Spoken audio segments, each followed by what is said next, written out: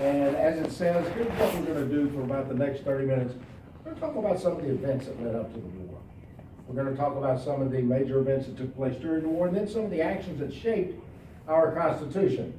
Now, before I get started, what's a day that everybody thinks of when they think of the Declaration of Independence and the Revolutionary War? 1776. July the 4th, 1776. Well, I can guarantee you that on July the 5th, the American people or the people in North America didn't wake up with the Declaration of Independence, a constitution, and a country that was free of British rule. There was a lot of work that had to be done. And to begin on that, we have to go back to the end of the French and Indian War.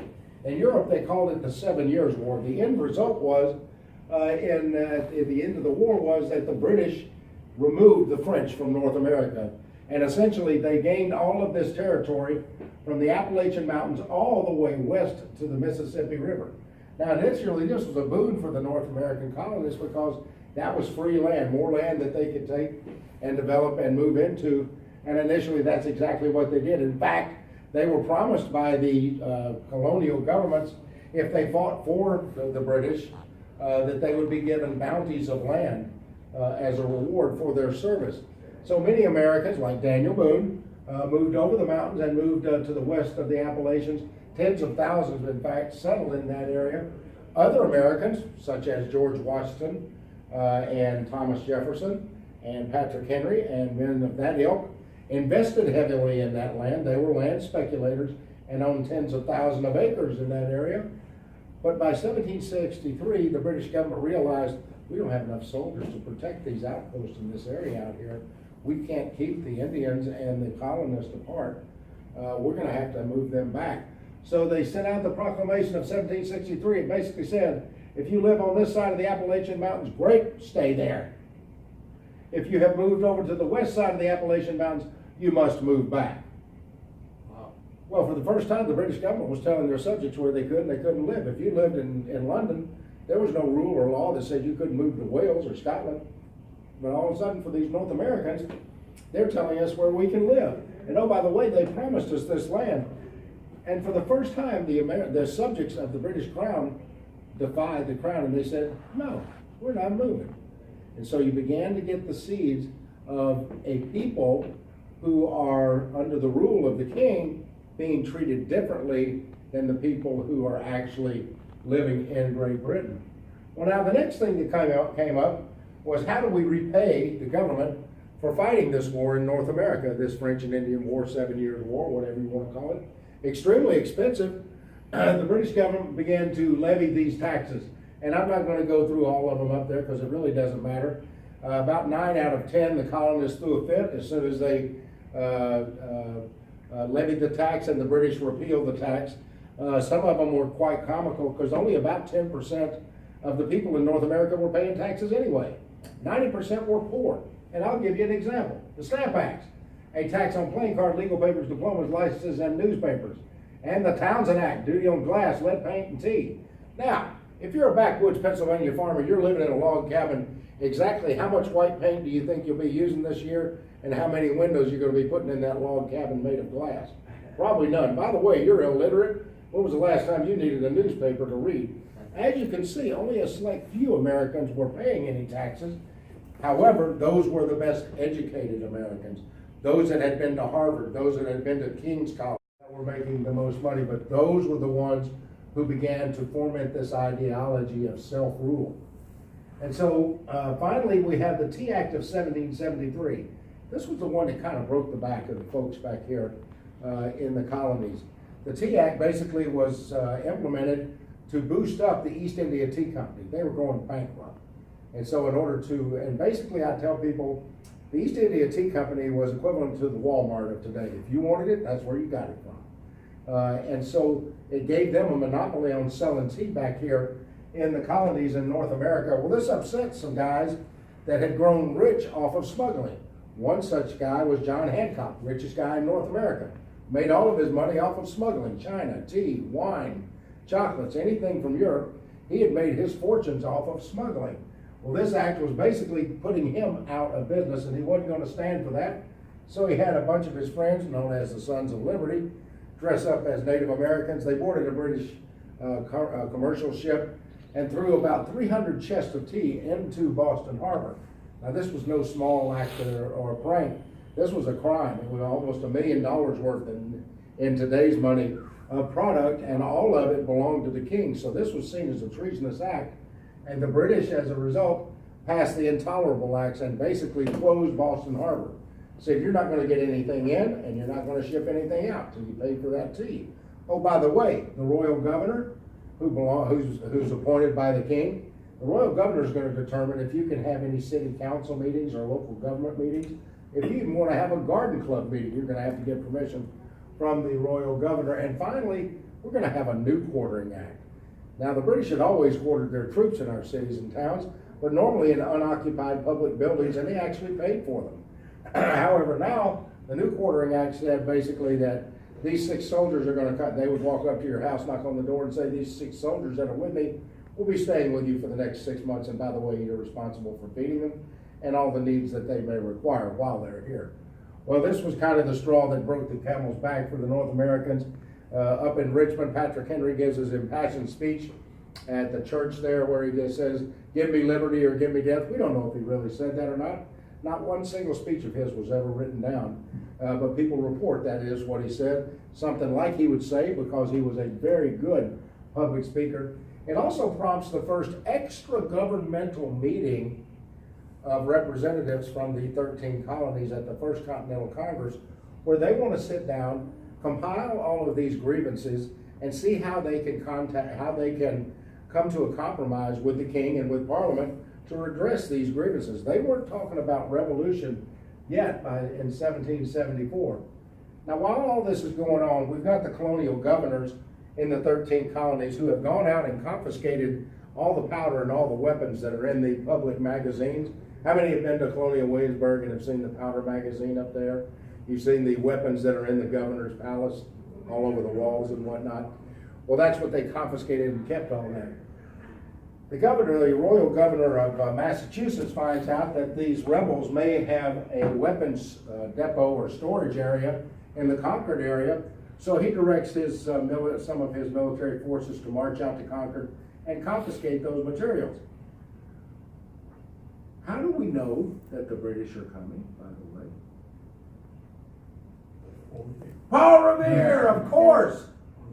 Well, Paul Revere and 22 other people. The reason Paul Revere got remembered is because Longfellow was able to make his name match with Midnight Clear. There were 22 other writers. In fact, Paul Revere never made it. Paul Revere was captured by the British soldiers, and as punishment, they took his horse away from him and made him walk back to Boston. He did, however, make it to Lexington, where he warned John Hancock and Samuel Adams that the British were coming, and they were able to escape. They had a price on their head, going back to the Boston Tea Party and their other smuggling activities. So he was successful in doing that. Be that as it may, by the time the British soldiers got to Lexington, Massachusetts, some of the local militia had gathered, not many, and they kind of had a face-off there in the center of town. No one knows who fired the first shot, but someone sure did, because by the time the smoke cleared, 8 of the colonists were laying dead in the street. The British commanders were able to get their troops back together, and they continued their march on to Concord. By the time they got to Concord in the North Bridge, word had been able to make it out there from those other 21 riders that weren't insulted and sent back walking to Boston. They basically had gathered several thousand militia just off the North Bridge, and they were waiting on the British soldiers, and as they got there, began firing on them from behind trees, rocks, bridge abutments, and chased them all the way back to Boston. And in fact, the shot heard around the world had begun the Revolutionary War. So now we have the Second Continental Congress meeting in May of 1775, and on that same day, Ethan Allen and Benedict Arnold attack under the direction of what we would call the states of Connecticut and New York. Can you imagine that today? Connecticut and New York direct their Army National Guard to go attack Quebec. That probably wouldn't happen, so you could see how loose this confederation really was. But anyway, they attacked Fort Ticonderoga in New York. They were successful in conquering it, and as a result, they were able to come into ownership of 59 siege cannons, which became very instrumental in breaking the siege of Boston about 2 months later. Now back in Boston, about 15,000 militia have gathered in the local area. They climbed up on Breed's Hill and they've dug in and dug defensive fighting positions up there. They're just daring the British to attack. And General Gates, in fact, does that. They attack 3 times. 2 times they are totally repulsed by the Patriots.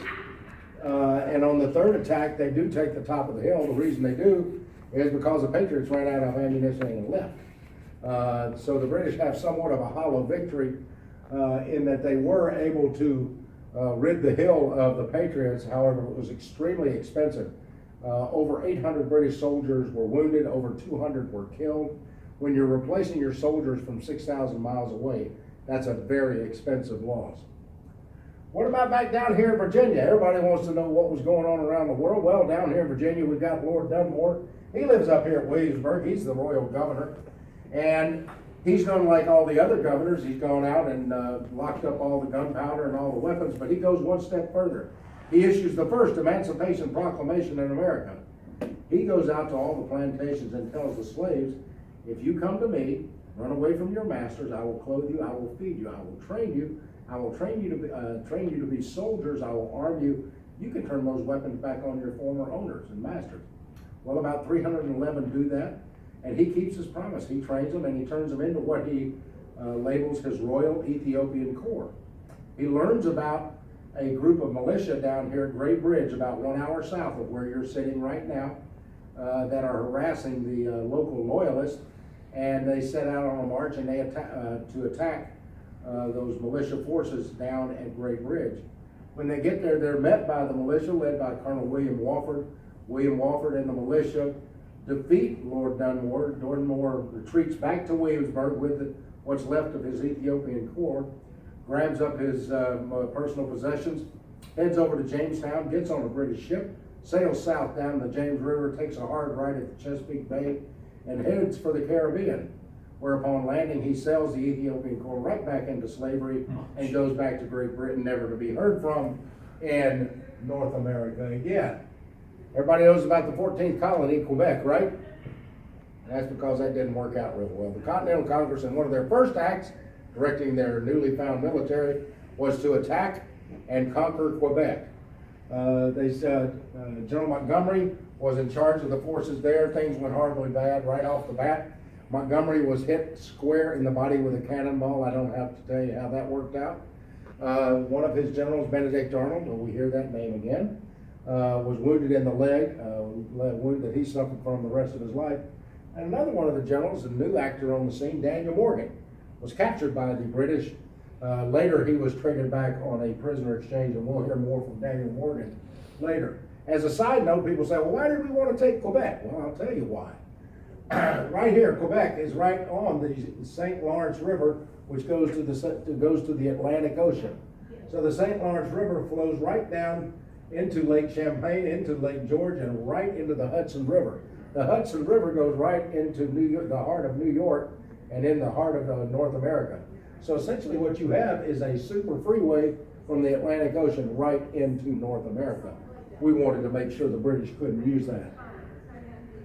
Well, now about this time, there's a young man, well, not a young man, he's a fairly well middle-aged man. He's moved to 13 colonies from England, been here about 10 months. His name is Thomas Paine. Now, in the 18th century, you wanted to get a complete idea out, more than a newspaper article, less than a book. He wrote a pamphlet. He wrote about 150,000 of these pamphlets called Common Sense. Sent them out throughout the colonies, and basically his premise was that you people here in North America are smart people, you're cultured people, you can rule yourselves. It makes no sense for another human being who lives on a tiny little dot of an island in the Atlantic Ocean to rule people who have all of this land and all of this territory over here, further fueling the flames of revolution and separation. Well, now we're at the Revolutionary War has begun. Each one of the colonies is asked to write their own constitution. George Mason writes the Virginia Constitution, and in it, he writes the Virginia Declaration of Rights.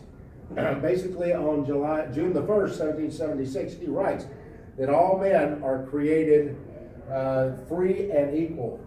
All men are created essentially free and equal. Look, 1 month later, Thomas Jefferson writes, all men are created equal. Well, do you think those guys ever shared ideas, talked to each other? They were meeting all the time up here in Williamsburg. Of course they did. Thomas Jefferson probably stole some of those ideas from George Mason. George Mason didn't care. By the way, when Thomas Jefferson writes, all men are created equal, he meant just that. Sorry, ladies. Sorry, you people of color. By the way, you Native Americans, you're out. Catholics, no way, Jose. And oh, by the way, you other guys, if you don't own over 60 acres of land and have it with a house on it and have about $500 in the bank, you're not included either. So very narrow view of this all men are created equal. Obviously, because of the Bill of Rights, which George Mason later made sure was in our Constitution, we've been able to improve on that Constitution to include all people. Well, now we've got this Declaration of Independence. We've got the war started. The British know they have enemies all over the world. What are they going to do? Well, they know that these enemies will do anything they can to hurt them. So the first thing they want to make sure is that the enemies of Great Britain are not going to resupply these rebels. The best way to do that is to close off all the ports. George Washington knows the same thing, so he is trying to defend New York, but he is defeated in every one of these battles and run completely out of New York, all the way through New Jersey, all the way over to Pennsylvania. And who is running out of New York? Lord Cornwallis. Cornwallis doesn't go into Pennsylvania. He stops short right here at the Delaware River at Trenton. He leaves an outpost of Hessian soldiers, and at Princeton he leaves another outpost of British soldiers, which leads us to this historically absolutely accurate picture. Not really. However, what is historically absolutely accurate is that on December 25th, 1776, Washington and the Continental Army forces did cross the Delaware River. They attacked that Hessian rear guard at Trenton and captured over 900 Hessian soldiers, brought them back across the Delaware River into Pennsylvania. About a week later, Washington was feeling his oats, feeling pretty good, said that worked out pretty well, so they recrossed the Delaware River and went to Princeton, whereupon they attacked that British rear guard that had been left at Princeton, and likewise captured about 900 soldiers, bringing them back to Pennsylvania. Well, now the British are incensed. They've been defeated and humiliated by these upstart colonial rebels, and we're going to have no more of that. We're going to put a finish to this. And so the next British strategy was to bring Colonel Barry St. Leger's army south out of Montreal down here to Albany, New York, bring General John Burgoyne's army out of Lake Champlain to Albany, Georgia, and then to bring General Howe's army from New York north to Albany, Georgia, and thus draw George Washington and the Continental Army into a fight, totally destroy them once and for all, separate the lower states from the New England states where all this trouble's going on, get all the trouble stomped out, and the revolution would be over. Well, like most things, plans don't always work out just like you had them planned. Colonel St. Leger comes down, and he gets down here to Fort Schuyler, where he ends up in a siege and is never able to make it to Albany, New York. Likewise, General John Burgoyne comes south out of Lake Champlain with over 7,000 soldiers. He runs out of supplies. His lines of communication are hundreds of miles long. He gets to Saratoga and stops and sends a contingency of 900 Hessian soldiers to Bennington, New York. There was no Vermont then. I know it's Vermont now, but it was Bennington, New York at the time. He basically sends them over there to capture these rebel stores and supplies. Unfortunately, General John Stark and Ethan Allen are waiting on him, and the Hessians are all captured.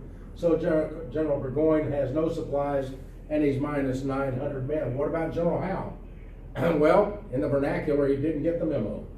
General Howe takes 15,000 British troops, puts them on ship in New York Harbor, and sails south on the Atlantic, all the way down here to the Chesapeake Bay, whereupon they sail back north to Head of Elk and march on Philadelphia to capture the Continental Congress. Only trouble was word got out over that 3-week period that 15,000 British soldiers are sailing for your hometown.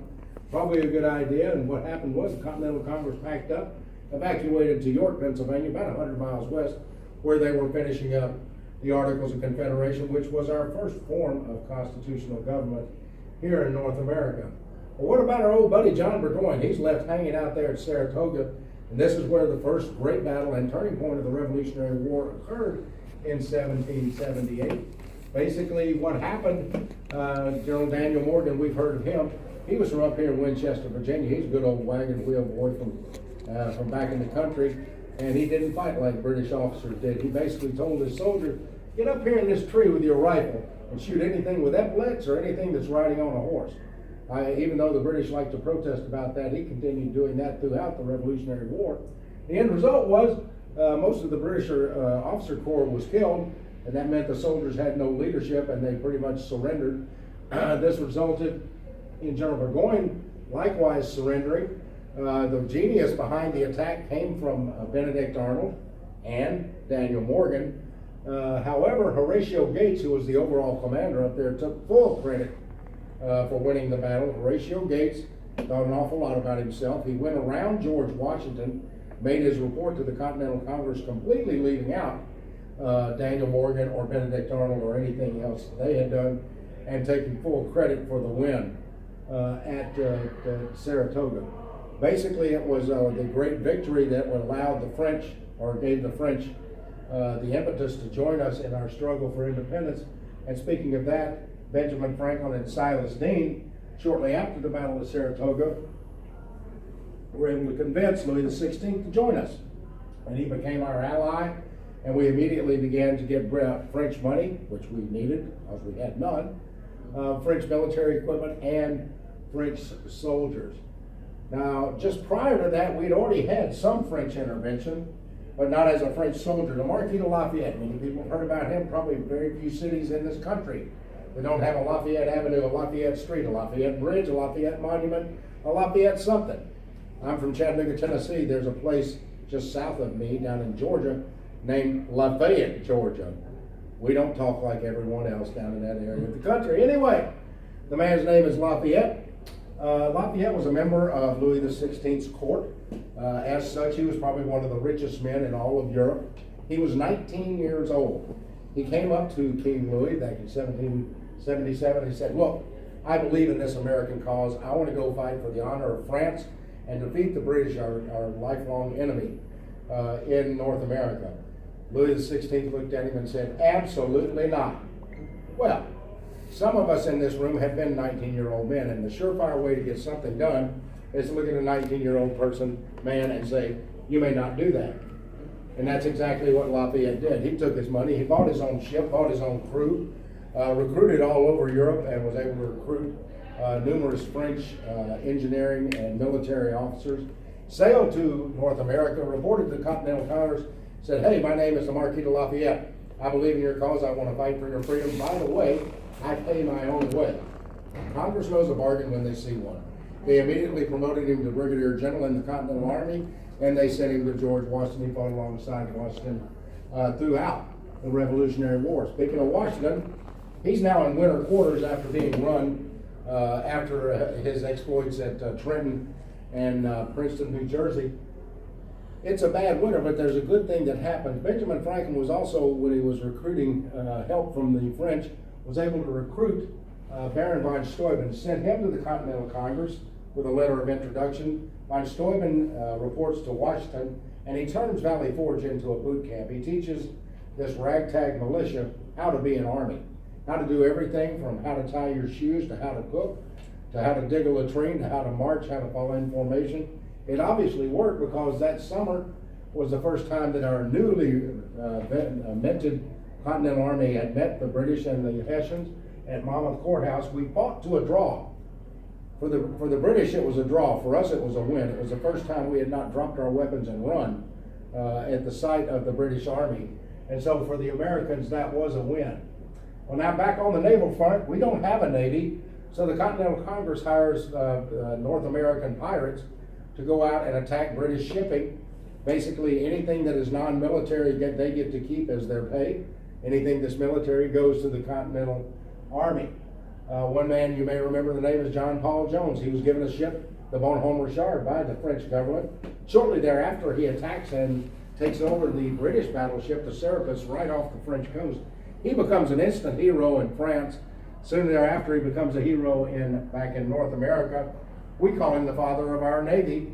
In fact, his body is buried inside the chapel up at Annapolis in Maryland, just north of us from here.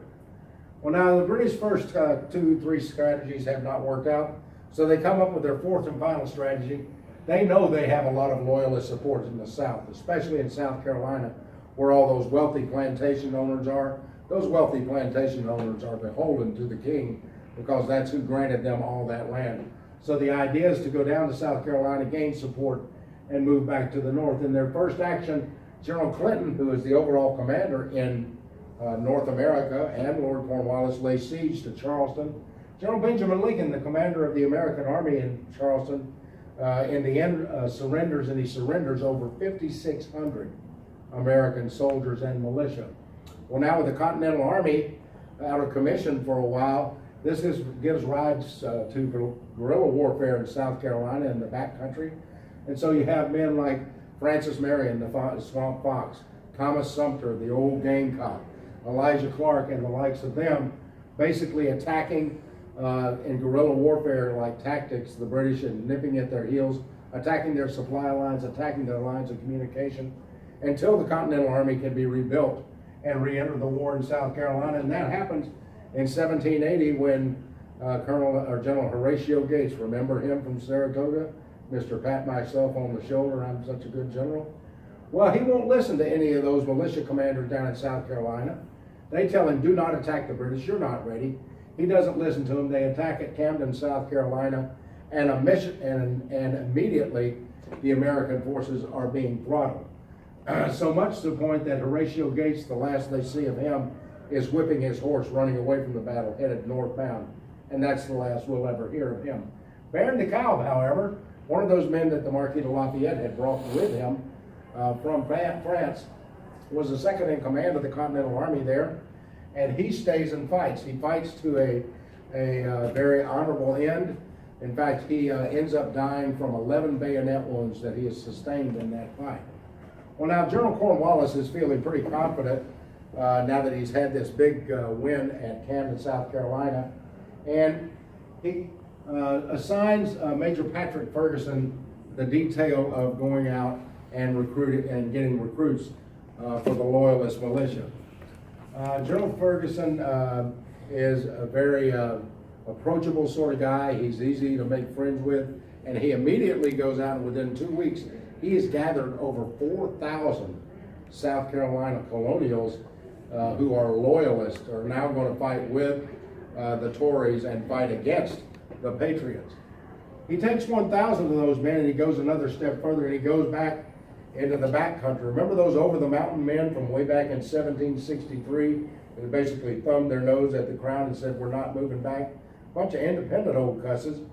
Well, that's where Ferguson goes, and he goes back into that backcountry, what we now call East Tennessee and northeastern Georgia, and says, look, if you don't join our cause and follow us and follow the king's orders, I'm going to come back here, I'm going to hang all your leaders, I'm going to kill your wives and children, I'm going to burn all your farms and destroy your entire way of life back here.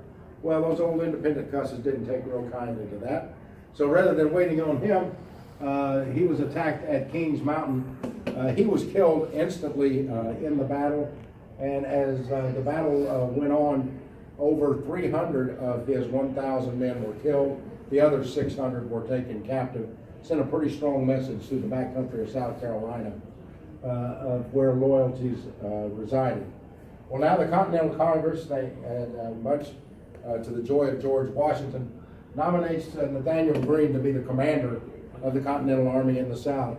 Nathaniel Greene hires Daniel Morgan. There's old Daniel again. That's about his fourth showing so far, as his second in command. And they come up with a somewhat controversial scheme of battle. They're going to send Daniel Morgan to the west. Nathaniel Greene's going to take his army to the north. Normally, you would never want to split your army, but the idea was to split Cornwallis's army on American soil where he was not well versed, and well, these guys were. Well, the strategy evidently worked because Lord Cornwallis sends his best cavalry commander, Banastre Tarleton, along with 900 of his cavalry to a place called Cowpen, South Carolina. Daniel Morgan lays a trap there, waiting on him. In the end, Tarleton and only 43 of his soldiers get away with their lives. Over 300 killed and over 600 captured.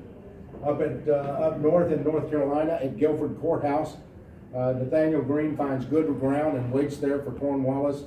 They fight a battle out. Tactically, General Cornwallis wins the day.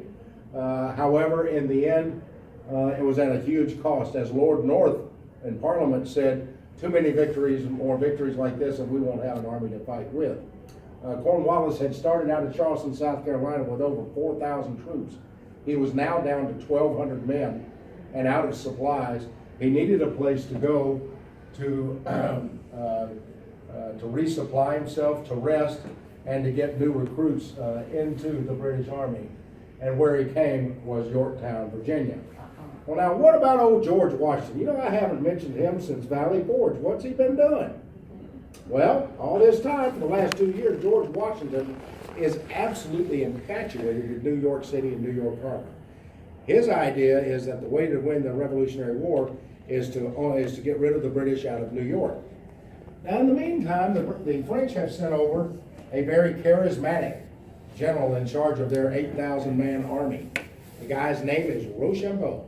Rochambeau and George Washington become fast friends. They write letters back and forth to each other. They visit with each other. They gain a lot of trust and great respect for one another. Rochambeau is not convinced that New York is the secret to winning the Revolutionary War. And a little bit behind George Washington's back, he's been in correspondence with one of his good friends, that being Admiral de Grasse of the French Navy. Admiral de Grasse is parked down here in the Caribbean with 29 French ships of the line, battleships, if you will.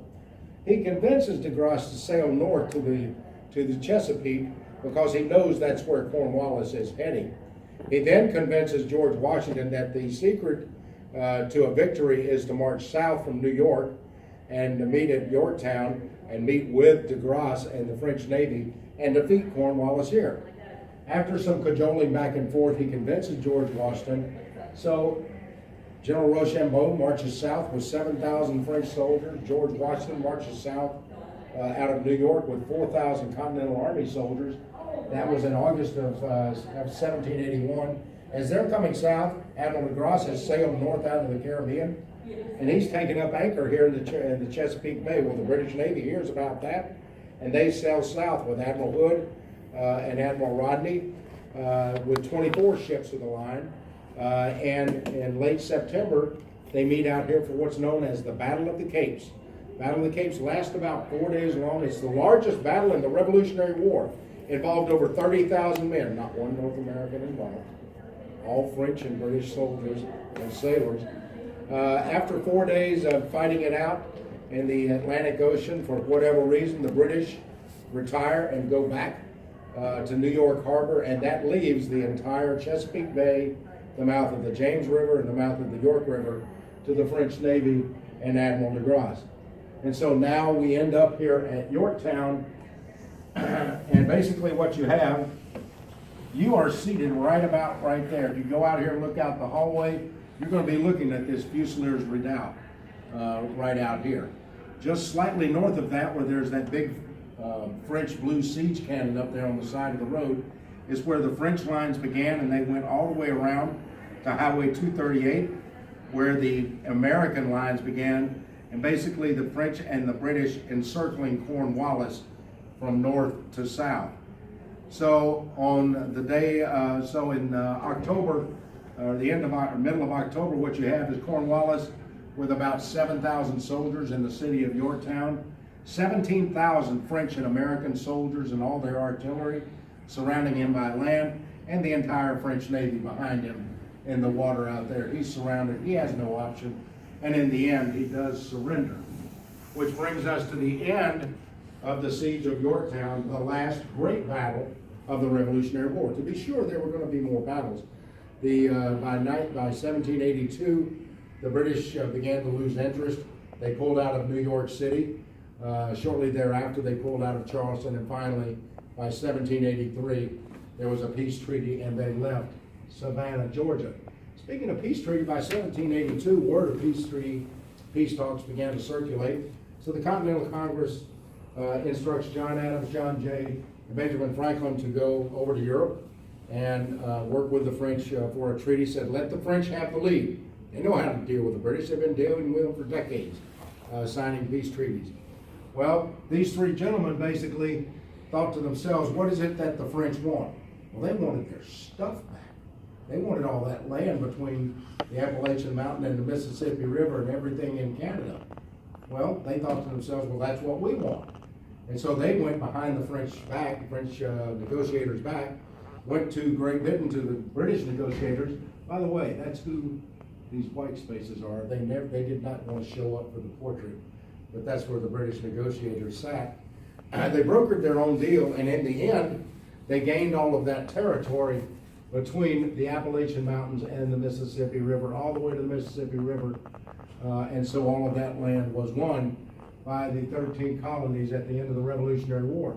This is how old Thomas Jefferson saw those areas being brought in as states.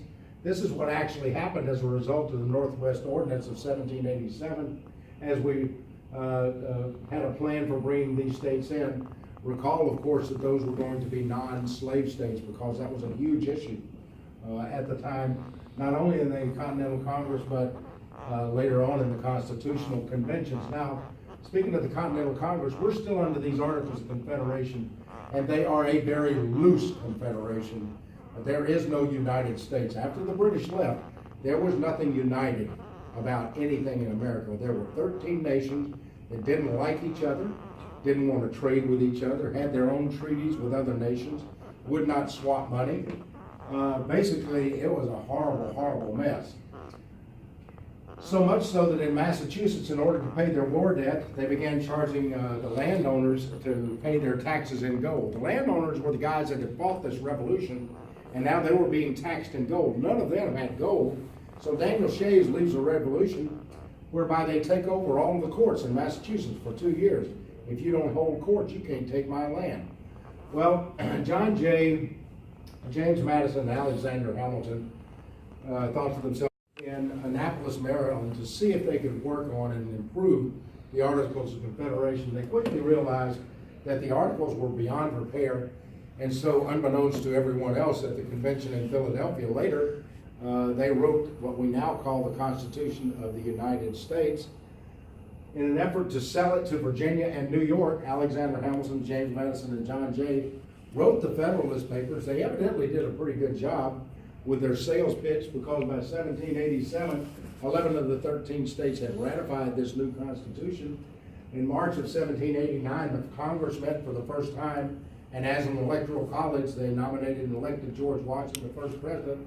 2 months later, he named John Jay the first Chief Justice of the Supreme Court, and we had the United States and the Constitution that we now enjoy. That's how we got to be us. These are some of the books that this presentation is built from. I'll give you the whole bibliography at the end if you want to take a picture. This is absolutely my favorite. I've read it 3 times. It's how the Constitution, how these 4 gentlemen were able to get the Constitution approved by the 13 colonies. Absolutely fascinating of how they were able to use compromise, some deceit, fast talking, fast running, and were able to bring the government that we now enjoy to life. It wasn't going to happen without Virginia or New York, so they had to convince those 2 states. Virginia held out because originally there was no Bill of Rights. George Mason, Thomas Jefferson, and Patrick Henry said, absolutely not. We just fought to get our rights back, and you're going to include that in the Constitution or we're not playing.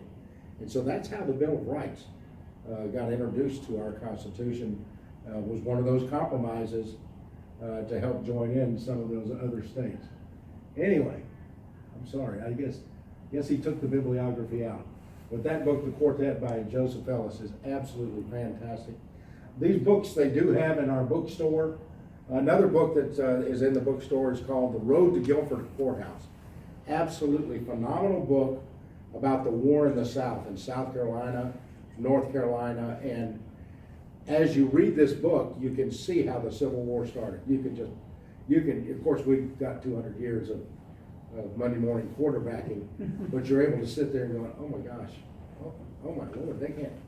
And sure enough, just like a freight train leaving the station, you couldn't stop it. But anyway, it was literally, in South Carolina, you had brother killing father, or son killing father, brother killing sister, just because one was loyalist and one was a patriot. Pretty amazing story of us. Any questions or anything? I thank you all for joining me this afternoon. And the Yes, sir. last one, the name of